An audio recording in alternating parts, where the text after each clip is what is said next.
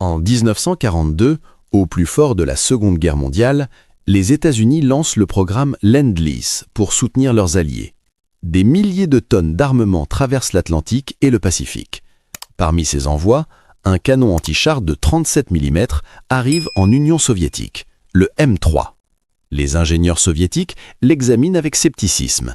Ils possèdent déjà leur propre canon de 45 mm, testé au combat contre les panzers allemands. Ce petit canon américain semble faible, presque ridicule face aux redoutables Tiger et Panther qui déferlent sur le front de l'Est. Certains officiers soviétiques rient même ouvertement. Pourtant, derrière ce canon apparemment inadéquat, se cache une histoire fascinante sur la coopération militaire, les priorités stratégiques et les leçons inattendues de la guerre. Aujourd'hui, nous allons découvrir pourquoi les Soviétiques ont changé d'avis et ce que cette arme révèle vraiment sur l'alliance entre l'Est et l'Ouest pendant la guerre la plus dévastatrice de l'histoire. Le 11 mars 1941, 9 mois avant l'attaque de Pearl Harbor, le président Franklin Roosevelt signe le Lend-Lease Act. Cette loi autorise les États-Unis à fournir du matériel militaire aux nations alliées sans paiement immédiat. L'objectif est clair, soutenir la Grande-Bretagne qui résiste seule face à l'Allemagne nazie. Mais tout change le 22 juin 1941. L'opération Barbarossa est lancée. 3 millions de soldats allemands envahissent l'Union soviétique sur un front de 2900 km. Les pertes soviétiques sont catastrophiques. En 6 mois, plus de 3 millions de soldats sont tués, capturés ou blessés. Face à cette situation désespérée, les États-Unis étendent le Lend-Lease à l'URSS dès novembre 1941. Les premières cargaisons arrivent par 3 routes périlleuses, le convoi arctique vers Mourmansk et Arkhangelsk, la route persane à travers l'Iran et la route du Pacifique via Vladivostok. Ces convois transportent des chars Sherman, des avions de chasse, des Jeeps Willys, des camions Studebaker et des milliers de tonnes de nourriture.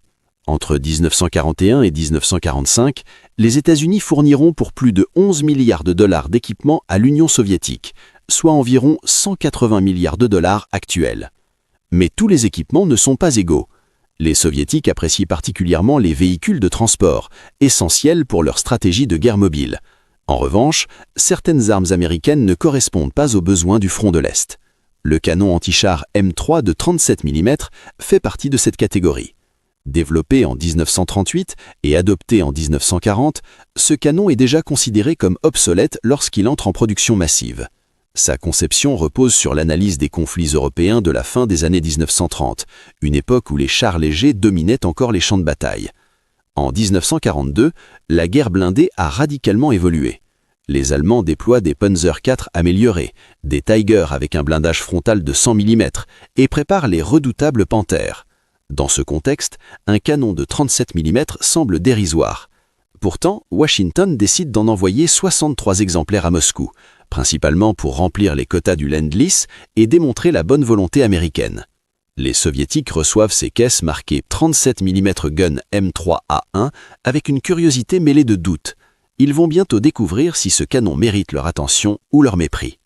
Si vous trouvez cette histoire fascinante, laissez le mot Lend-Lease dans les commentaires et abonnez-vous à l'Énigme militaire pour ne manquer aucun de nos documentaires sur la Seconde Guerre mondiale.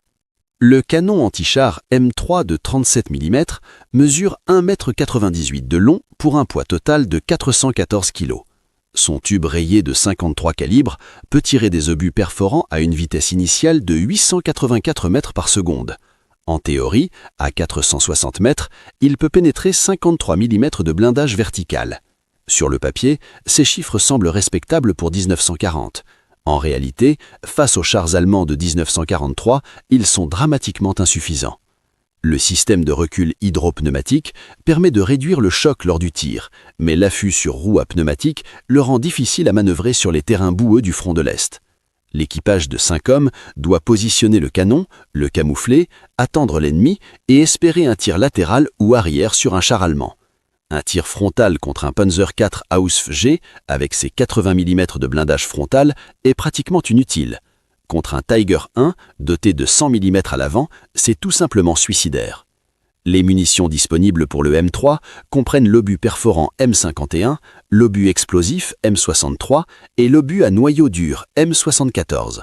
Ce dernier, utilisant un cœur en carbure de tungstène, améliore légèrement la pénétration, mais reste limité à 61 mm à 460 mètres. Les Soviétiques testent ces munitions au printemps 1943 sur le polygone de tir de Koubinka, près de Moscou. Ce centre d'essai est réputé pour ses évaluations rigoureuses. Des ingénieurs soviétiques tirent sur des plaques de blindage capturées aux Allemands et sur des chars ennemis détruits récupérés du front. Les résultats sont décevants.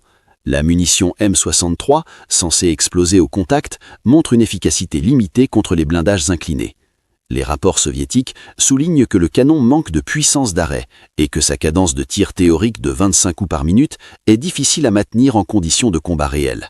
Les servants doivent recharger manuellement, ajuster constamment la visée et risquer leur vie sous le feu ennemi direct.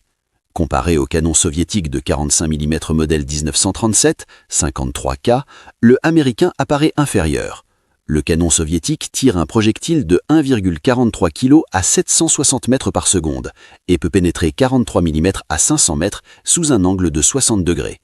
Bien que légèrement moins performant en pénétration pure, le canon soviétique bénéficie d'une meilleure disponibilité en munitions, d'une logistique simplifiée et d'équipages déjà formés à son utilisation. Les Soviétiques produisent plus de 37 000 canons de 45 mm pendant la guerre, contre seulement 63 exemplaires reçus des États-Unis. La distribution du M3 révèle également les priorités américaines. Alors que l'URSS ne reçoit que 63 exemplaires, la Chine, combattant les Japonais, en reçoit 1669. Cette explication se fait sur la nature de l'ennemi. Les chars japonais type 95 Ago et type 97 Shi-A possèdent un blindage maximal de 25 mm. Contre cette arme légère, le M3 est parfaitement adapté. En Chine, au Burma et dans les îles du Pacifique, le canon américain se révèle efficace et apprécié. Sur le front de l'Est, face au Panzer allemand, il est presque obsolète avant même d'être déballé.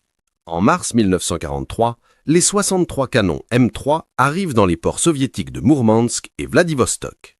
Les caisses en bois portent les marquages militaires américains et des instructions en anglais. Les officiers soviétiques, responsables de la réception, organisent rapidement le transport vers le centre d'essai de Koubinka, situé à environ 63 km à l'ouest de Moscou.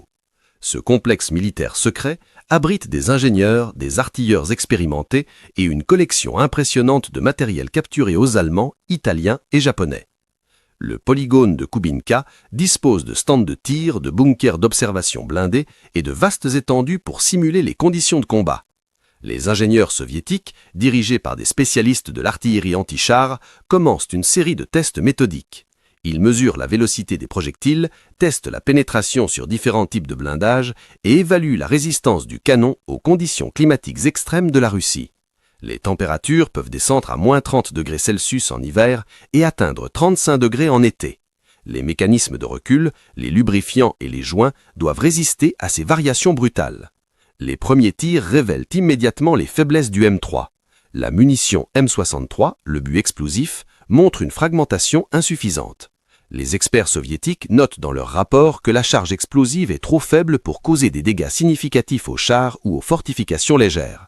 L'obus perforant M51 pénètre correctement les blindages fins, mais ricoche fréquemment sur les plaques inclinées, une caractéristique commune des chars soviétiques et allemands de l'époque. Les ingénieurs testent également les obus à noyau dur M74 réservés aux cibles les plus résistantes. Même avec ce projectile spécial, la pénétration maximale reste autour de 61 mm à 460 mètres, insuffisante contre les Tigers et Panthers. Les rapports officiels soviétiques, aujourd'hui accessibles dans les archives militaires, sont sans appel. Un document daté du 15 avril 1943 conclut que le canon de 37 mm M3 est inadéquat pour les conditions du front de l'Est face aux chars allemands modernes. Les soviétiques recommandent de limiter son utilisation au secteur secondaire ou de le déployer contre les véhicules légers, l'infanterie et les fortifications temporaires. Certains canons sont même relégués à la défense antiaérienne à basse altitude, un rôle pour lequel ils ne sont pas vraiment conçus. Vous découvrez des faits historiques que peu de gens connaissent. Continuez à regarder, car ce que vous allez découvrir va changer votre compréhension du Lend-Lease et de la coopération entre les Alliés. Malgré ces conclusions négatives, les Soviétiques ne rejettent pas publiquement le M3. La diplomatie joue un rôle crucial. L'URSS dépend massivement du Lend-Lease pour ses camions, ses locomotives, ses avions et ses matières premières. Critiquer ouvertement un équipement américain pourrait compromettre les futures livraisons.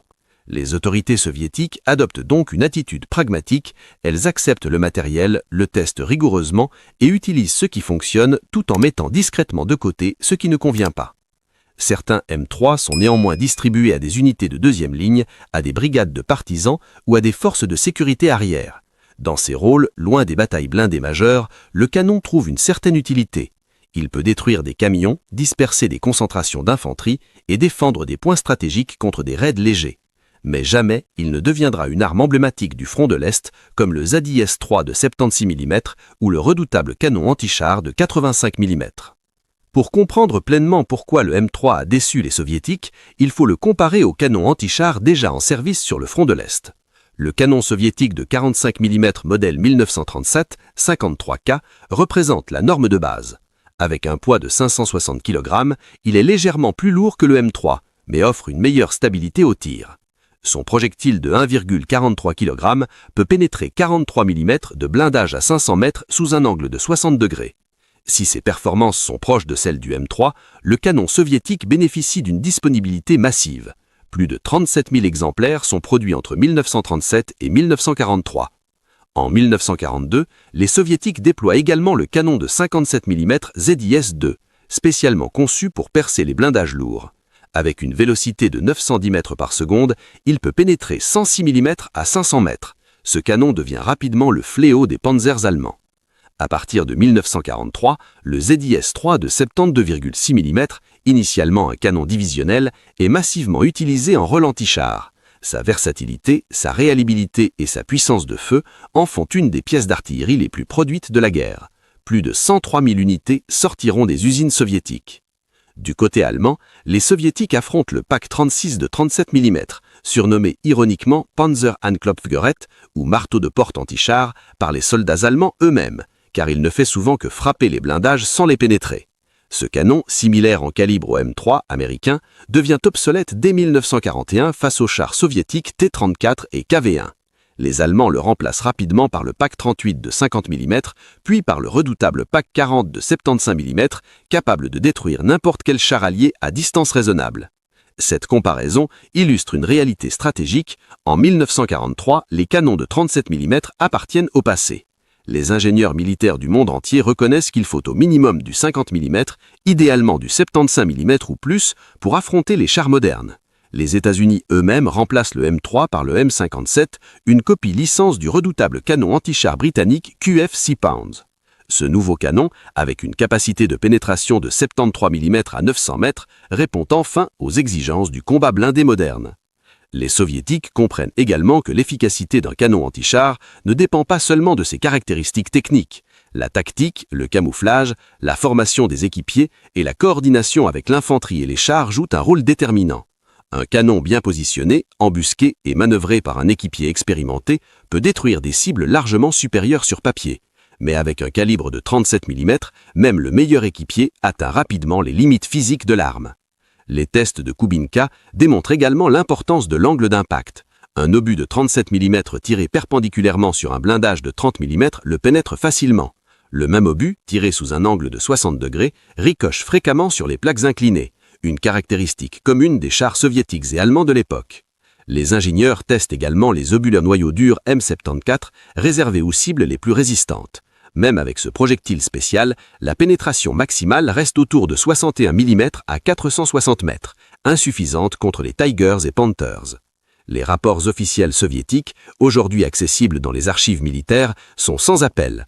Un document daté du 15 avril 1943 conclut que le canon de 37 mm M3 est inadéquat pour les conditions du front de l'Est face aux chars allemands modernes. Les soviétiques recommandent de limiter son utilisation au secteur secondaire ou de le déployer contre les véhicules légers, l'infanterie et les fortifications temporaires. Certains canons sont même relégués à la défense antiaérienne à basse altitude, un rôle pour lequel ils ne sont pas vraiment conçus. L'histoire du canon M3 en Union soviétique pourrait sembler anecdotique, un simple épisode d'incompatibilité d'équipement, mais elle révèle en réalité une vérité fondamentale sur le Lend-Lease. Le succès de ce programme ne réside pas dans les armes individuelles, mais dans la logistique, les véhicules et les matières premières qui ont permis à l'Armée rouge de mener sa guerre d'anéantissement contre la Wehrmacht. Entre 1941 et 1945, les États-Unis envoient à l'URSS 427 284 camions, dont 206 222 Studebaker US-6. Ces camions robustes deviennent l'épine dorsale de la logistique soviétique. Ils transportent des troupes, des munitions, de la nourriture et du carburant sur des milliers de kilomètres. Sans eux, les offensives soviétiques de 1944 et 1945, caractérisées par leur rapidité et leur portée opérationnelle, auraient été impossibles. Les généraux soviétiques, y compris Zhukov lui-même, reconnaîtront après-guerre que les camions américains ont été essentiels à la victoire. Les États-Unis fournissent également 13 303 véhicules blindés, dont 7 056 chars Sherman et 1 386 chars légers M3 Stewart. Bien que les Soviétiques préfèrent leur propre T-34, les Sherman équipent de nombreuses unités blindées, notamment pendant la libération de l'Europe de l'Est. Les pilotes soviétiques reçoivent 14 795 avions, dont 2 908 Douglas A-20 Hawk et 2 618 Bell P-39 Air Cobra. Ce dernier, peu apprécié par les pilotes américains, devient l'un des chasseurs préférés des as soviétiques, dont Alexandre Pokrychkin, crédité de 59 victoires aériennes. Mais le Lend-Lease va au-delà du matériel militaire. Les États-Unis envoient 1900 locomotives et 11 075 wagons de chemin de fer pour maintenir le réseau ferroviaire soviétique en état de marche. Ils livrent 4,5 millions de tonnes de nourriture, dont du porc en conserve, du beurre, du sucre et des œufs en poudre, nourrissant les soldats et les civils soviétiques. Ils fournissent 345 735 tonnes d'explosifs, permettant la production de millions d'obus et de bombes. Ils expédient 2,67 millions de tonnes d'essence et de produits pétroliers, alimentant les chars, les camions et les avions soviétiques. L'industrie soviétique, déplacée à l'est de l'Ural après l'invasion allemande, dépend également des matières premières américaines. Les États-Unis envoient 802 000 tonnes d'acier, 328 000 tonnes de cuivre, 387 600 tonnes d'aluminium et 55 000 tonnes de zinc. Ces métaux permettent la production massive de T-34, d'avions Yak et d'artillerie lourde. Sans cet approvisionnement, la production soviétique aurait considérablement diminué en 1943 et 1944, ralentissant la contre-offensive. Staline lui-même, lors d'un banquet à Téhéran en novembre 1943, porte un toast au Lend-Lease. Il déclare que sans les camions, les locomotives et les matières premières américaines, l'URSS aurait perdu la guerre. Cette reconnaissance publique, rare de la part du dirigeant soviétique, témoigne de l'importance vitale de l'aide américaine. Après-guerre, la propagande soviétique minimisera cette contribution, mais les faits historiques restent indiscutables. Le canon M3 de 37 mm, ridiculisé par les ingénieurs soviétiques, représente donc l'exception plutôt que la règle. La majorité du matériel Lend-Lease a répondu aux besoins soviétiques ou les a dépassés. Les Américains ont appris à écouter les demandes de leurs alliés, à adapter leurs envois et à privilégier ce qui faisait vraiment la différence. Les Soviétiques, de leur côté, ont appris à intégrer efficacement l'équipement étranger dans leur doctrine militaire. Cette coopération pragmatique, malgré les tensions idéologiques entre capitalisme et communisme, a démontré que la survie commune primait sur les différences politiques. Le Lend-Lease a coûté aux États-Unis environ 50 milliards de dollars de l'époque, soit près de 800 milliards de dollars actuels. Cet investissement massif a permis de maintenir l'URSS dans la guerre, d'accélérer la défaite nazie et de façonner l'ordre mondial d'après-guerre. Aujourd'hui, les historiens reconnaissent que le Lend-Lease a été l'une des opérations logistiques les plus ambitieuses et les plus réussies de l'histoire militaire. Il a sauvé des millions de vies, raccourci la guerre et prouvé que même les nations idéologiquement opposées peuvent collaborer face à un ennemi commun. Le petit canon M3, ridiculisé et mis de côté, nous rappelle que la guerre moderne ne se gagne pas seulement avec des armes, mais avec de la stratégie, de la diplomatie et de la coopération internationale. Cette histoire vous a surprise? Connaissiez-vous l'ampleur du programme Lend-Lease et son impact décisif sur la victoire des Alliés? Partagez votre opinion dans les commentaires ci-dessous. Si ce documentaire vous a plu, n'oubliez pas de laisser un like et de vous abonner à l'Énigme militaire, votre chaîne de référence pour découvrir les histoires méconnues et fascinantes de la Seconde Guerre mondiale. Activez la cloche de notification pour ne manquer aucune de nos prochaines enquêtes historiques. À très bientôt pour un nouveau documentaire captivant.